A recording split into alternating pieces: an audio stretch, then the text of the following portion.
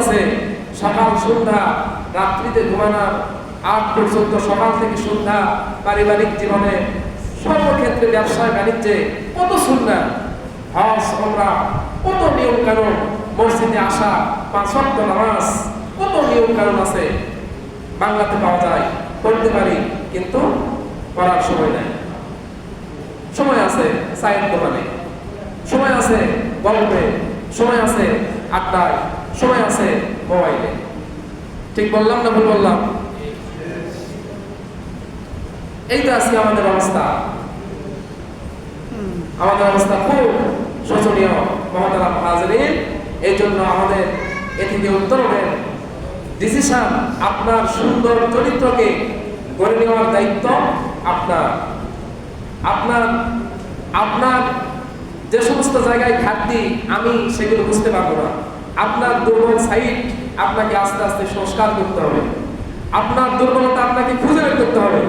সেই দুর্বলতার পয়েন্টে আপনাকে মেহনত করতে হবে, শ্রম দিতে হবে, কাজ করতে হবে।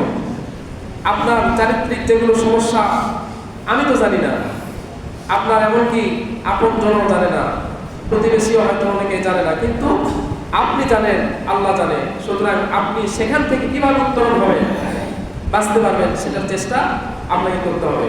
প্রিয় উপস্থিতি, এই চারিত্রিক অধঃপতনের অন্যতম একটা কারণ হচ্ছে নারী। এটাও মানুষের চারিত্রিক ধ্বংসের একটা অন্যতম কারণ। বললাম না ঠিক বললাম?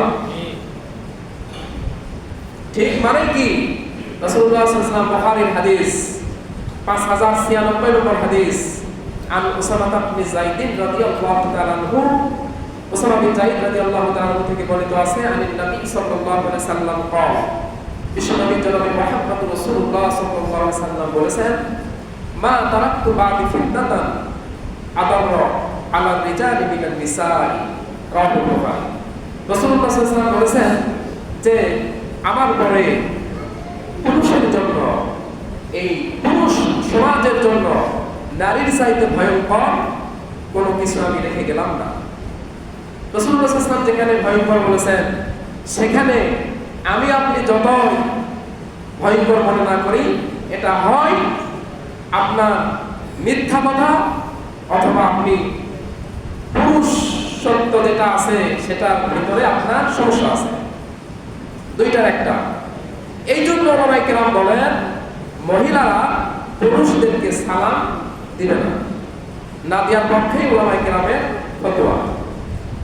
যদি ফিতনার আশঙ্কা একদম না থাকে সেখানে দিতে পারে, কিন্তু সচরাচর একজন যুবতী মহিলা একজন পুরুষকে সালাম দেওয়া এটি অবশ্যই ওলামায়ে কেরাম নিষেধ করেন।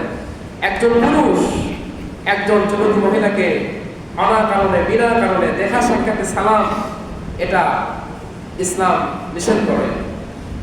হ্যাঁ, কথাবার্তা বলার দরকার, সেখানে কথা তো বলতেই হচ্ছে, সেই কথাটা বলার আগে আপনি সালাম দিয়ে শুরু করবেন। যেখানে একান্ত ফিতনা মুক্ত 100% ওই মহিলার উপর আপনার আকর্ষণ নাই, বৃদ্ধা,